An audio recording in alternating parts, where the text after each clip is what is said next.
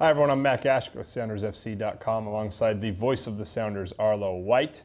We're about to do the scouting report. Sounders meeting with Chivas USA this weekend. Saturday night, it's an 8 o'clock kickoff from the Home Depot Center. Chivas 5-10-3, and it's a changing team, isn't it? It is. It's amazing that it's taken this long to actually play them, and we haven't played Chicago yet, Freddie Lundberg Chicago, and they'll be coming to town in a few weeks' time.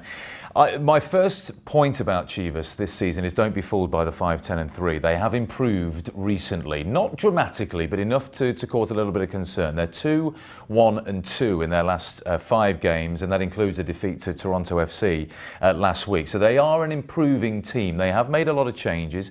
They've got an issue at goalkeeper. Dan Kennedy's gone under the knife. He was the replacement for Zach Thornton, who we think is returning from injury, so he'll be maybe a little rusty.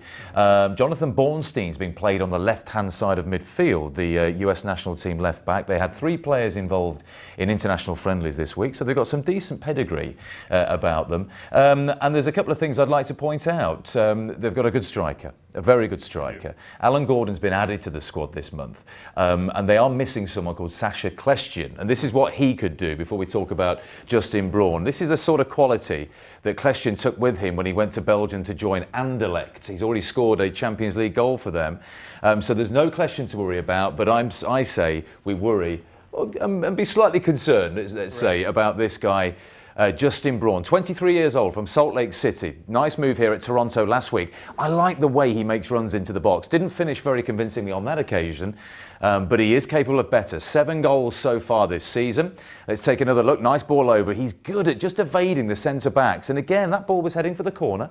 It wasn't a bad effort by Braun. He looks ever so disappointed when he doesn't score, as all good strikers should. He's tenacious as well. Look at this in the same game. Won't give up on the edge of the area. Causes havoc there. Wins a penalty. Slightly dubious penalty, I have to say, for handball. I don't see how the defender could have got his hands out of the way of that one. But that's an example of what he can do. Here's an example of what he can do when Chivas are playing really well as well. Look at this. Trujillo gets the ball on the right-hand side, decides there's nothing on. Interestingly, cuts in to the left. That seems to be his natural instinct, to cut in. Nothing on, so they start playing it around, and they play, I wouldn't say a slow tempo, but they like to knock the ball to each other and wait for a gap, wait for the defence to open. So Trujillo maintains his position on the right, cuts back into his left again, cross comes over, and there's Braun doing what he does best, which is climbing. He's 6'3". He's a baby-faced assassin, I think is a good way of describing him. Does the old Lambo leap into the crowd there as well. So 7 goals this season. Drifts into good positions, good pace, good strength. And, you know, we look at Jeff Parker and we look at Patrick Ianni, who can meet strength with strength. Brian Ching barely got a kick last week. Connor Casey was dealt with just about for Colorado. But those two have got another tough customer, another tough cookie to take care of at the Home Depot Center on Saturday. And one of the things maybe many Sounders fans would have looked forward to was seeing Michael Galindo play in these games, someone who means a lot to the Sounders fans, a former Sounder in the USL, great player for them.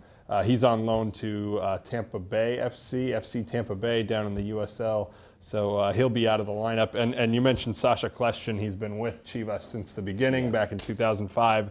So definitely a changing face to the Chivas And lineup. Bornstein at the end of the season leaves and goes to play for Tigres in Mexico, doesn't he? So there does seem to be a lot of churn with this roster. Absolutely. And one of the things that we noticed was that defending from set pieces, as we've dealt with here over occasions, is a problem they've dealt with. But unfortunately, I mean, look, the Sounders are on a roll at the moment. 4 straight victories, unbeaten in 5, great performances against Western Conference teams, but things aren't necessarily improving from the dead ball. Right. I'm trying to think back to the last time we scored a goal from a set piece. Was it still the Tyrone Marshall header from the Freddie Cross at Real Salt Lake? And that seems like an awful long time ago.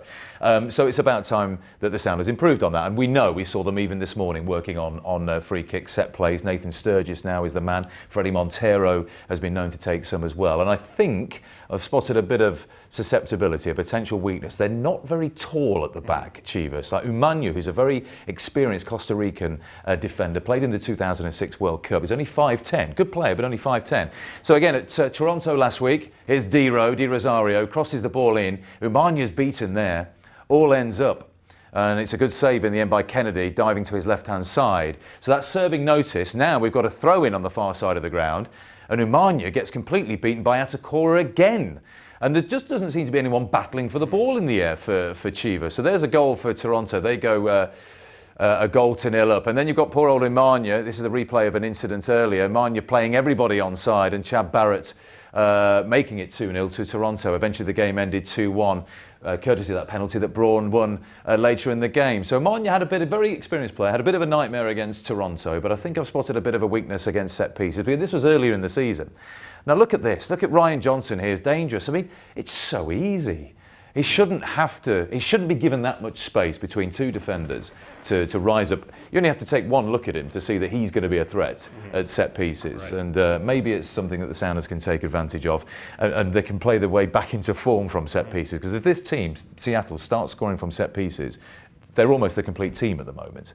So let's see if we can take advantage at the Home Depot Centre, where we need a victory. And in 3 games last season against Chivas, Seattle is yet to score a goal. Right. A couple of 0-0s and a defeat, I think, last season. So it's about time that we put a goal on Chivas. Absolutely. I'm looking forward to it. It's an 8 o'clock kickoff from the Home Depot Center. You'll be doing the call on television on Kong 616 and also on mynorthwest.com. You can also get all the information right here on SoundersFC.com. This has been your Scouting Report. I'm Matt Gash. He's Arlo White. Thanks for joining us.